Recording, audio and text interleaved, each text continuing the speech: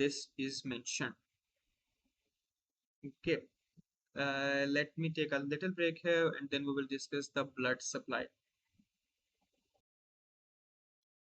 Okay, let's talk about the blood supply of the nose. The blood supply of the nose is very extensive, as you just we talked about earlier in this video, that the nose was surrounding a lot of cavities. It was below the anterior cranial fossa, it was above the oral cavity, it is lateral to the orbital cavity, and to the nostril, it is having a connection with the exterior of the face. So it is getting blood supply from each of these areas. On the later aspect, we talked about the sphenopalatine foramen that was between the two process of the palatine bone. So this is the foramen that was connecting the nasal cavity with the pterygopalatine fossa. It was connecting the pterygopalatine fossa. So the first set of arteries, it will be coming from that. That will be sphenopalatine for arteries. And when? So this is the arteries that are coming from the pterygopalatine fossa, and they are the branches of maxillary artery. Then in the orbital cavity, we talked about anterior and posterior ethmoidal foramina, through which anterior and posterior ethmoidal arteries exit the orbital cavity to enter the anterior cranial cavity. And from anterior cranial cavity, on each side of the crista calli, they dip again to enter the roof of the nose. So this is the second set of source of the arteries. That is the anterior ethmoidal artery and the posterior ethmoidal artery. These are ultimately the branches of ophthalmic arteries. The first, the maxillary one, was the branch of maxillary artery. The second, ophthalmic artery. Ophthalmic artery was the branch of internal carotid artery. Two set of artery, maxillary artery was the branch of external carotid artery. Okay. The third set of arteries that we can see is coming from the outside, that are coming from the outside. These are the branches of the superior labial artery. These are the branches of the facial artery, the branch of the facial artery that was supplying the upper lip, and the branches coming from here on the lateral aspect, these are called alar arteries. The branch from the superior labial artery, these are the alar arteries. These are the branches from facial artery. Facial artery was branch of external carotid artery. Three sources, and the fourth one is right here. This one. This one is the greater palatine artery. This one is the greater palatine artery.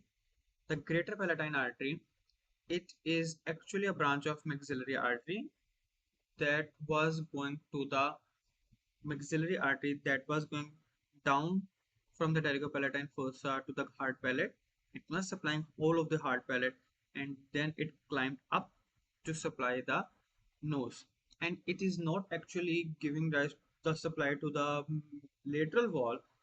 It would be more appropriate to limit itself it to the lateral part, sorry, the septal wall. So these are the arteries that are giving the supply. We talked about the different sources of the nose. Of course, it is coming to the nose nonetheless. We talked about the major artery, that was the branches of the sphenopalatine arteries.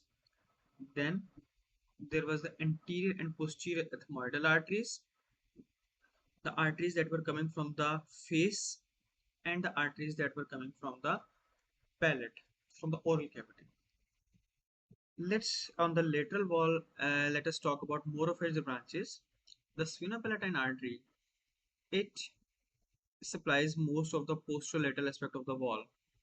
It gives rise to the lateral wall, the lateral septal branches. The lateral septal branches, you may read in the books that they may be further divided into the lateral posterior superior and lateral posterior inferior. The name looks like bigger, but it is very simple that they are supplying the lateral wall on the posterior aspect, and the upper one will be called superior and the lower one will be called inferior. They are usually the branches of the sphenopalatine artery that is coming from the pterygopalatine fossa, and they're simply doing here. But there are some instances where they may be branches of the greater palatine artery also. They may come through the bone, right here, but keep things simple. Then the posterior ethmoidal artery is very small. It just supplies part of the roof, and it usually ends in the supplying the ethmoidal sinuses. The anterior ethmoidal artery has big plans. It enters the roof. It supplies the upper part of the lateral wall. It supplies the upper part of the septal wall, and as it extends, this is called anterior ethmoidal artery, internal nasal branch, as it will inside the nose. It will be on the lateral wall, it will be on the post medial wall. Here it is written as septal branches. Sometimes the word internal nasal branches is used. Interior nasal branch of the anterior ethmoidal artery, or medially there is a septal branch, laterally there is a lateral branch, and is exits the junction between the nasal bone and the plate, the lateral plate, and it exits as the nasal artery, external nasal artery branch of anterior ethmoidal artery.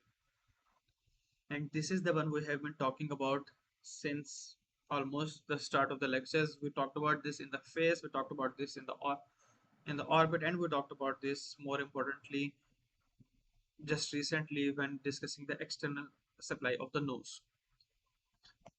And that's about it. These are the arteries that are supplying.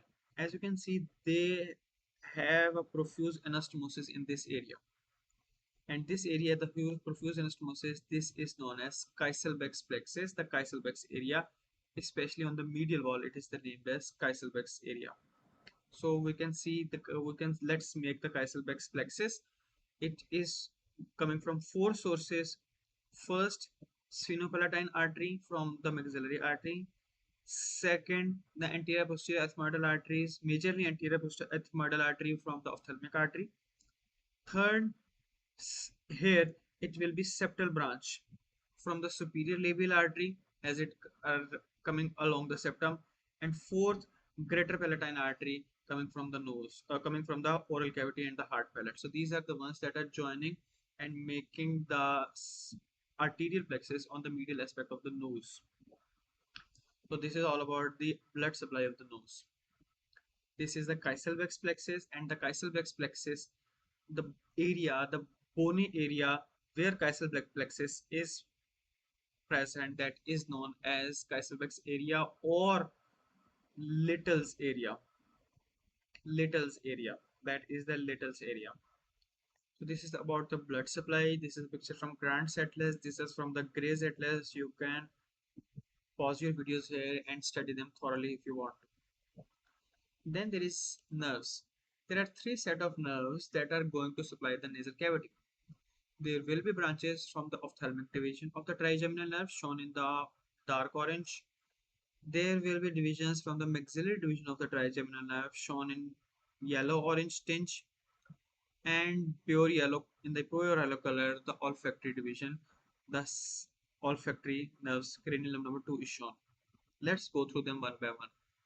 First, we discuss about the olfactory area that was against the roof of the nose and on the outside of the superior concha and the corresponding part of the medial wall. So this is the olfactory area. It is simply drained, supplied by olfactory nerve. Cranial nerve number 1, olfactory nerve. It will have lateral branches, septal branches. They move up through the cribriform plate into the anterior cranial fossa. It's simple as that.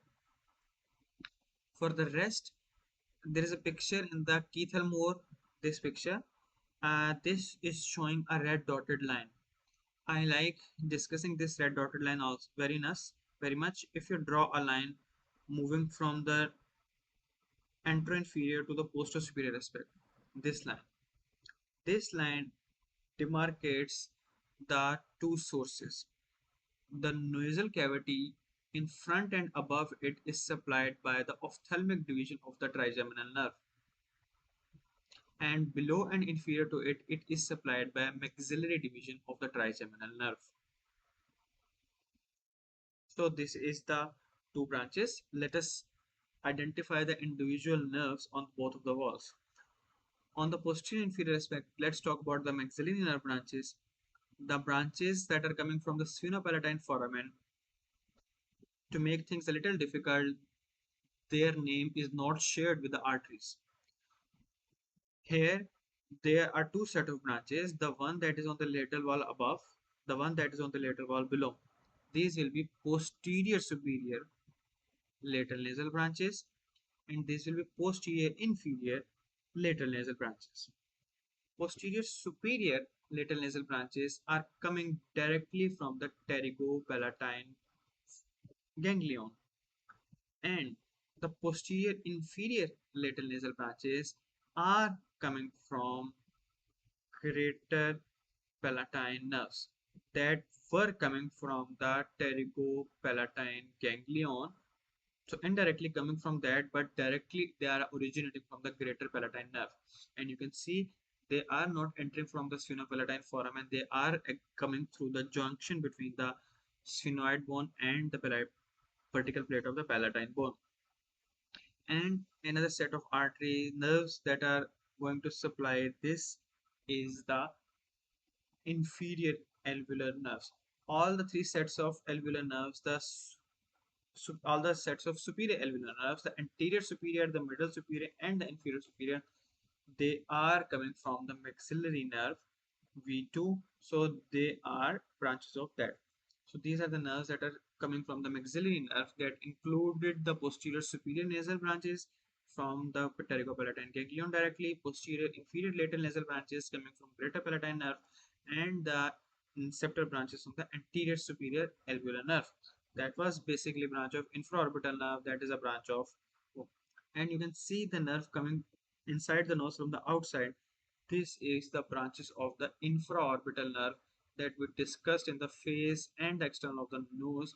This is the infraorbital nerve. Again, it was a branch of the maxillary division of the trigeminal nerve. So all of these, they sum up to the maxillary supply, the V2 supply of the postero-inferior part of the wall.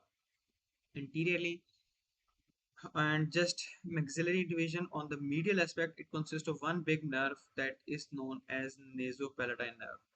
That gives a lot of branches to the medial septum, and it exits the nose through the incisive canal to go to the anterior aspect of the palate, and it does supply the palate anterior to the anterior to the incisive foramen. So this is about it, and this is about the walls, the supply of the maxillary nerve. And then we are left with the external nasal branch. External nasal branch, sorry, then we are left with the ophthalmic division of the trigeminal nerve.